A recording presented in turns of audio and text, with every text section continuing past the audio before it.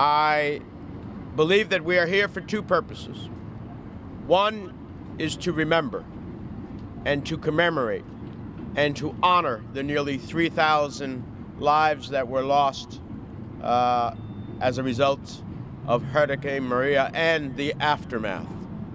And secondly, to demand that the 3.5 million United States citizens who call Puerto Rico their home are treated the same as any other American in the United States.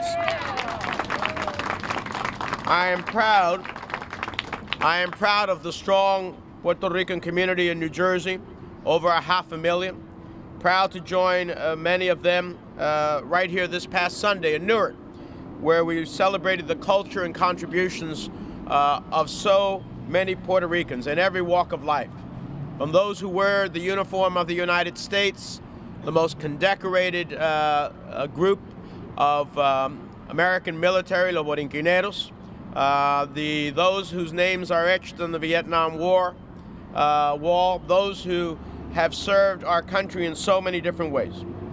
It's hard to believe it's been a year since Hurricane Maria left the 3.5 million Americans in Puerto Rico disconnected and in the dark. Their cries may have gone unheard by this president, but not by me. Immediately after the hurricane, I had put together a congressional delegation, Republicans and Democrats, to go visit the island and see the consequences. The Trump administration canceled our flight to Puerto Rico.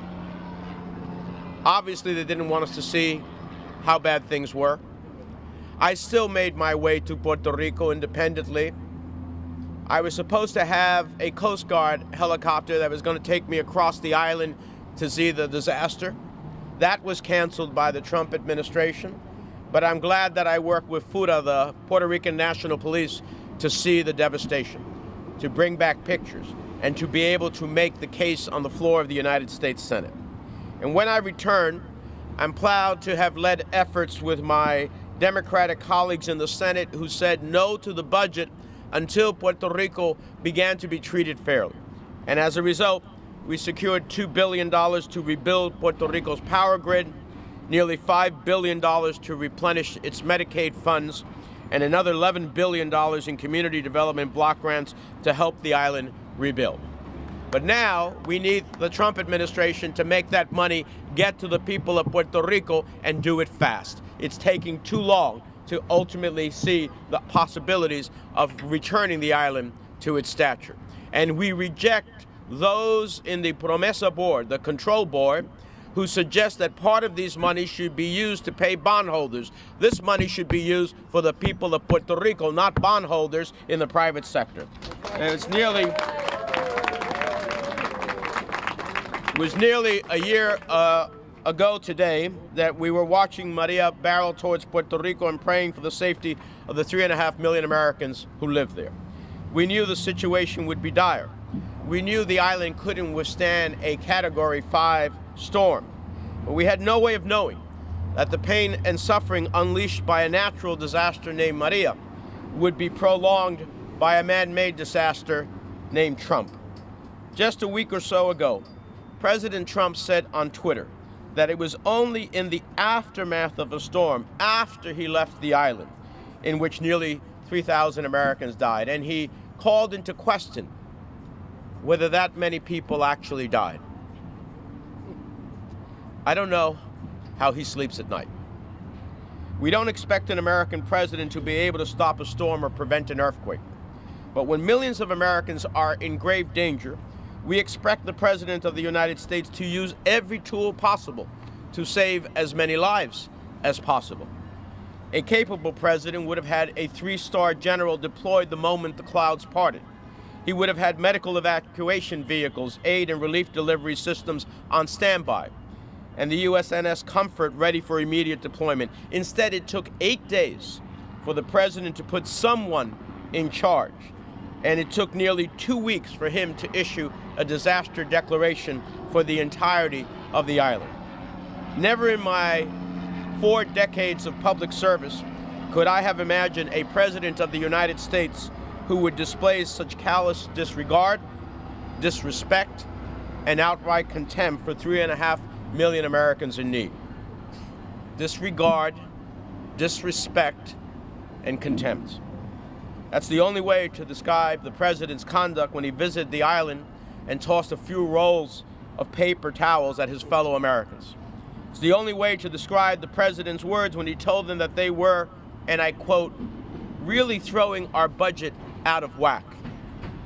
He didn't say that when hurricanes hit Florida or Texas, and he shouldn't have said it about Puerto Rico. And that's the only way I can describe the woefully inadequate response from this administration in the days that followed the storm. Some say these failures are a result of the administration's incompetence, but incompetence alone cannot explain what happened to Puerto Rico. The administration was well prepared, even over-prepared, for Hurricanes Irma and Harvey in Texas and Florida. In Texas, FEMA was prepared to set up 80 points of distribution for goods and supplies following Harvey. In the end, instead of 80 points, they just needed 41. In Florida, FEMA officials projected they needed shelter for 350,000 people. Less than 200,000 people sought shelter. The disparities in the administration's response in Puerto Rico are striking, beginning with the administration's downplaying of the threat Maria posed. They prepared for 73% of Puerto Rican residents to lose the power, and yet 100% of the island lost the power. They prepared for just over 50% of the hospitals to be affected, and yet nearly 92% of the island's hospitals were affected. And the Trump administration's lack of preparedness, refusal to acknowledge the gravity of the threat before the storm, aggravated the dire conditions after the storm. Consider this. It took more than 2 months after Maria for FEMA to send Puerto Rico a third of the staff that was deployed to Texas in just 9 days.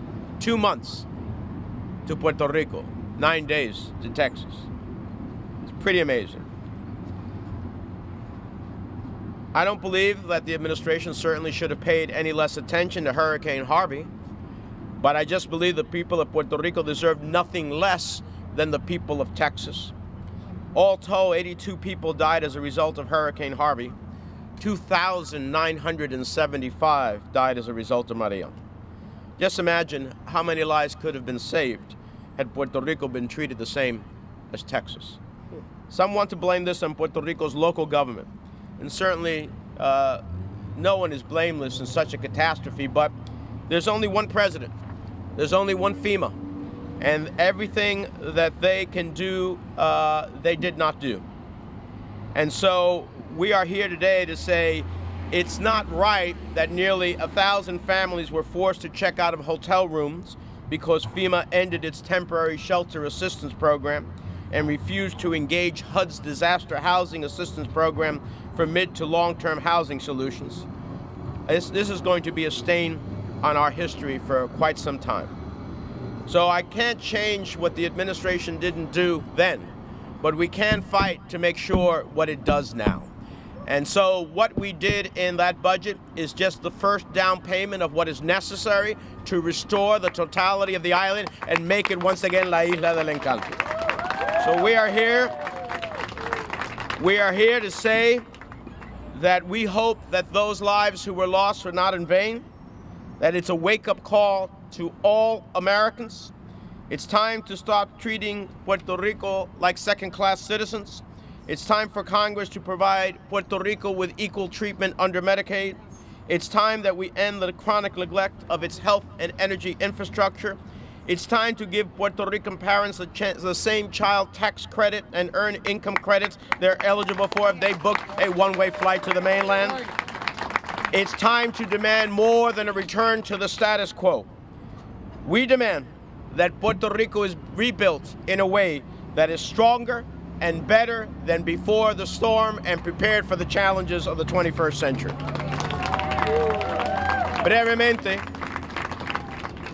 Brevemente, estamos aquí con el liderazgo de la comunidad puertorriqueña, de lo cual yo estoy tan orgulloso, no solamente que están aquí en este momento, que estuvieron ahí hace un año, recaudando fondos, abogando por los intereses de la comunidad, pero lo que hacen todo el tiempo para todos los ciudadanos en sus posiciones electos, oficiales y de las organizaciones comunitarias. Pero estamos aquí para recordar las casi 3.000 vidas que se perdieron, conmemorar sus vidas y también de demandar del gobierno federal que no aceptamos que tratan a los puertorriqueños como ciudadanos de segunda clase. Son ciudadanos como cualquier otro ciudadano de los Estados Unidos y los recursos que yo pude conseguir en el presupuesto tienen que llegar a Puerto Rico ya. No pueden ser usados para pagar los bonos del sector privado y es el primer paso solamente a lo que hace falta para restaurar la isla. Y con eso, déjeme traer al micrófono la senadora Teresa Ruiz. Teresa Ruiz, the senator.